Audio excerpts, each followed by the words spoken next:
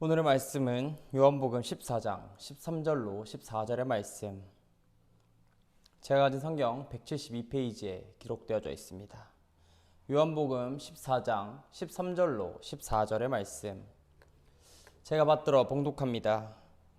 너희가 내 이름으로 무엇을 구하든지 내가 행하리니 이는 아버지로 하여금 아들로 말미암아 영광을 받으시게 하려 함이라. 내 이름으로 무엇이든지 내게 구하면 내가 행하리라. 아멘. 오늘 말씀의 제목은 다락방의 기도입니다. 여러분은 어떠한 기도를 하면서 살아가고 계신가요?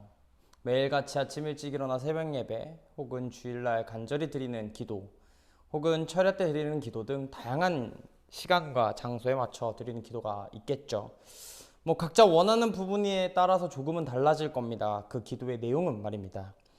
회복, 감사, 소원 등 다양한 의미에서 기도를 하긴 합니다. 그런데 이한규 목사의 새벽기도라는 그 월간으로 내는 책이 있는데요. 그분께서 직접 새벽 예배 때 하셨던 설교를 이렇게 추려서 책을 내기도 한다고 하죠. 거기에는 이러한 내용이 하나 나옵니다. 기도의 힘에 대한 이야기인데요. 미국의 이 콜롬비아 대학교의 산부인과 과장 로자리아라는 로보라는 사람이 있는데, 이 교수는 최강렬 병원장에 공동으로 불임 치료를 받고 있는 환자들을 대상으로 해서 기도가 미치는 영향력이 얼마나 대단한지에 대해 조사하였다고 합니다. 환자를 위해 기도하는 사람이 있는 그룹과 그 없는 그룹의 결과는 몇 배가 차이가 났을까요? 무려 2배가량의 차이가 났는데, 이 몇 퍼센트 차이로 임신이 결정되는 불임 치료에서는 믿기 힘든 매우 큰 차이라고 합니다. 단지 기도가 이러한 영향을 미쳤다라는 것은 실제 연구를 한 연구진도 쉽사리 믿지는 못했어요. 그러나 두 그룹의 차이의 임신율이 너무나 컸기에 학계에 도움이 될 수 있겠다라는 생각으로 망설임의 결과 끝에 이 연구 결과의 결론을 발표하고, 이 연구 결과는 학계에서도 나름 인정을 받아 생물의학 전문지인 리프로덕트라는 데에 헬스라는 데에 실렸다고 합니다. 그리고 타임지는 이 연구 결과를 심장질환 환자의 치료에도 기도에 도움이 된다는 다른 논문과 함께 소개했다고 하죠. 이처럼 기도는 힘이 분명히 존재합니다. 약간의 차이는 있을 수 있을지언정, 조금 더뎌 보일 수 있을지언정 말이죠. 그렇다면 우리가 어떠한 그리고 어떻게 기도를 해야 할까요? 나의 기도의 방향성은 과연 어떻게 정해져야 할까요? 오늘은 그것을 말씀을 통해서 한번 이야기해 보고자 합니다. 13절을 살펴보게 되면 너희가 내 이름으로 무엇을 구하든지 내가 행하리니 라는 약속의 부분이 나오고 있습니다. 참으로 세상 모든 사람들이 들었을 때 이만한 약속은 감격을 금치 못할 약속입니다. 무엇이든 하나쯤 부탁하고 싶고, 무엇이든 주님이 주시는 그 복, 주님의 이름 하나만으로도 우리가 얻을 수 있는 그 복을 구하기만 하면 주신다라는 이 약속은 우리에게 너무나 좋은 그리고 감사한 약속이라고 할 수 있겠죠. 하지만 기도에 대한 중요한 부분은 이 약속이 끝이 아니라 바로 뒤에 나오는 말씀을 살펴보아야 한다라는 겁니다. 주님께서 이처럼 자신의 이름으로 무엇이든지 구하기만 하면 다 주신다라고 하신 이 약속의 부분은 목적이 분명한데, 그것은 바로 아버지로 하여금 아들로 말미암아 영광을 받으시게 하려 함이라라는 대목이 바로 목적입니다. 이 약속을 말하던 요한의 시기를 한번 살펴보아야 되겠는데요.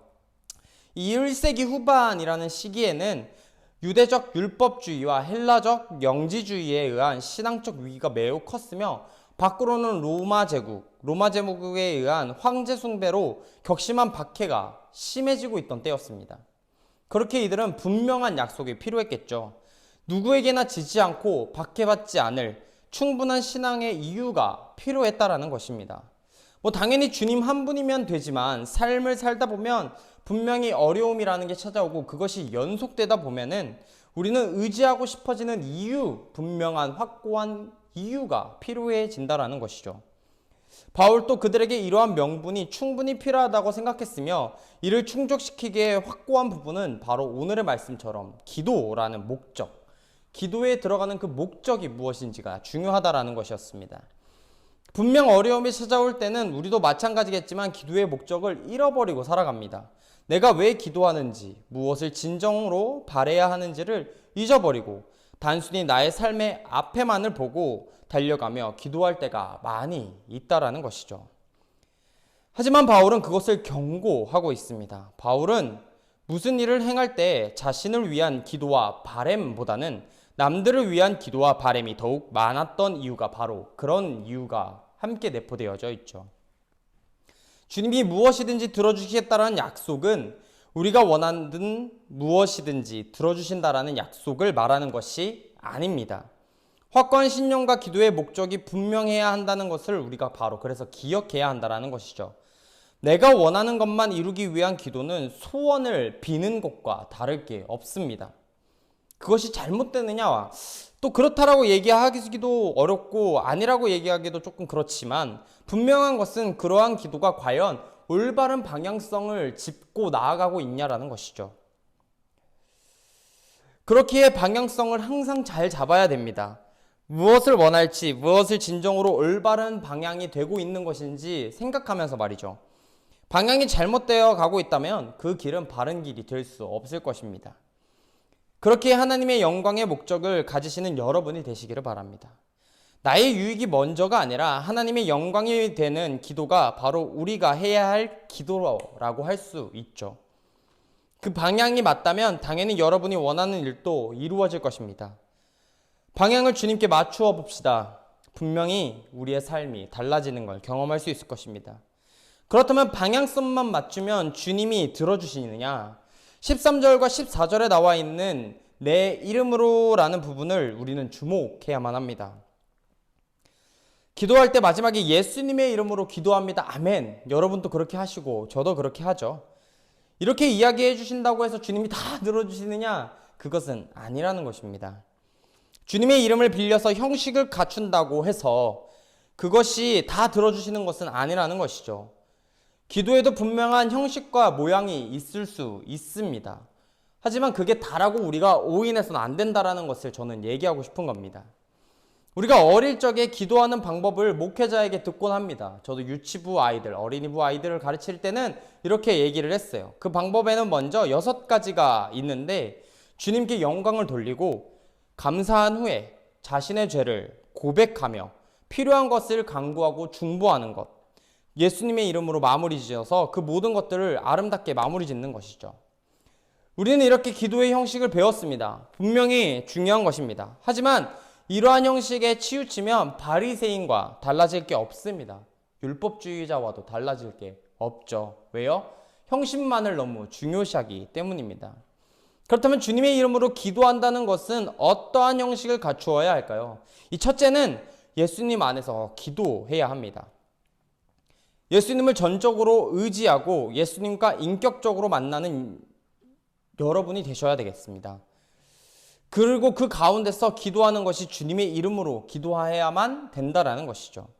예수님을 의지하지 않고 또 그분과 인격적인 만남을 가지지 않는다면 아무리 입으로 하는 기도는 아무래도 의미가 조금 퇴색될 것입니다. 두 번째는 예수님의 뜻을 따라 기도해야 합니다. 우리들 중에 대다수의 일반적으로 기도라고 한다면 위에서도 방금도 언급한 것처럼 개인의 소원을 아뢰는 것으로만 착각하며 살아갈 때가 참 많이 있습니다. 그렇다고 틀렸느냐? 아닙니다. 맞을 수도 있죠. 그러나 분명한 것은 성경에서 말하는 기도는 자신의 이기심으로 가득 차 있는 것이 아니라는 겁니다. 자신의 욕심을 이루기 위한 수단이 아니라는 것이죠. 자신을 위한 기도가 아닌 나만의 행복을 위한 것이 아니라 많은 이들과 함께 누릴 수 있는 기도를 찾아야만 합니다. 그렇게 기도가 어려운 것입니다. 또한 그 가운데 주님이 빠진다면 이는 올바른 기도라고 할 수 없습니다. 그래서 야고보에는 이런 말이 나옵니다. 구하여도 받지 못함은 정욕으로 쓰려고 잘못 구하였기 때문이다 라고 말이죠. 여러분은 어떠한 기도를 하고 있습니까? 예수님의 뜻을 생각하고 주님 안에서 방향성을 설정하고 기도하고 있으십니까?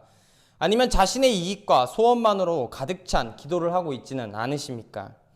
기도의 응답이 느린 것만 같이 보이는 분들이 간혹 있으실 겁니다. 그렇다면 기도의 방향성을 한번 다시 설정해 보시는 여러분이 되시길 바랍니다. 주님은 그리 우리를 방관하고만 있지 않으십니다. 나를 통해서 영광은 펼치실 수도 있지만 내가 아닌 다른 방향으로 주님의 영광도 펼칠 수 있게 굳이 내가 잘 되는 것에 너무 집착하지 마십시오. 그렇게 여러분 방향성이 바르게 설정되어야만 합니다. 예수님의 이름을 빌려하는 나의 만족이 기도가 되지 않도록 오늘부터라도 노력하는 저와 여러분이 되시기를 바랍니다. 나의 기도는 내 기도가 아닌 주님의 영광에 달아들 수 있도록 여러분이 먼저 변화하시길 바랍니다. 오늘은 성령 강림절입니다. 성령이 그들과 함께 하셨던 것처럼 여러분 가운데도 항상 함께 하시길 바랍니다. 분명히 그들은 어려움의 연속이었고 두려움이었습니다. 예수님이 죽고 따르던 자들이 어려움의 연속이었고 두려워했던 것처럼 말이죠. 예루살렘을 떠나지 말라는 말을 듣고 숨어 지낼 곳이 필요했던 그들에게 있어서는 믿었던 주님이 떠났기에 그들은 두려웠을 것입니다. 그렇다고 그들이 내 목숨을 살려달라, 나를 안위의 자리에 놓이게 해달라 기도했습니까? 살려달라고 기도했을까요? 죽지 않고 하나님과 함께 영광의 자리에 올라갈 수 있도록 해달라고 기도했습니까? 아니라는 것이죠.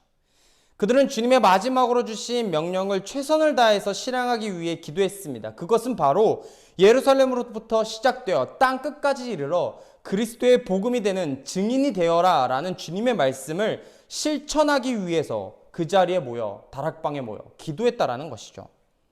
무서웠을 겁니다. 두려웠을 겁니다. 하지만 그들은 자신의 이익과 영광만을 위해 기도하지 않았습니다. 주님이 주신 목적을 실행하기 위해 기도했다라는 것이죠. 그렇게 되자 성령이 함께 하셨고 그들에게 뜨거운 마음과 이겨낼 수 있는 용기를 주셨습니다. 당장의 변화가 확 일어나진 않을 수 있어요. 핍박하는 자가 하루아침에 사라지지 않는 것처럼 말이죠. 그렇다고 용기 내지 않을 이유도 포기를 해야만 할 이유도 없다라는 것입니다. 때는 여러분에게 찾아올 겁니다. 포기하지 마십시오. 그들이 모여 기도했던 것처럼 말입니다. 주님께 방향성을 맞추고 걸어가십시오. 조급해하지 않으셔도 됩니다. 주님이 여러분을 기다리고 있을 것이며 그 기도를 들을 준비가 되어져 있습니다. 주님은 항상 여러분 곁에 계시기 때문이죠. 한 주간 살아가시면서 어려움이 찾아올 때 나의 유익이 아닌 하나님의 영광이 될 수 있는 방향을 찾으시는 여러분이 되시기를 간절히 바라고 기도하겠습니다. 다 같이 주기도문으로 예배를 마칩니다. 하늘에 계신 우리 아버지여, 이름이 거룩히 여김을 받으시오며 나라가 임하옵시며 뜻이 하늘에서 이루어진 것 같이 땅에서도 이루어지이다. 오늘 우리에게 일용할 양식을 주시옵고 우리가 우리에게 죄 지은 자를 사하여 준 것 같이 우리 죄를 사하여 주시옵고 우리를 시험에 들게 하지 마시옵고 다만 악에서 구하시옵소서. 대개 나라와 권세와 영광이 아버지께 영원히 있사옵나이다. 아멘.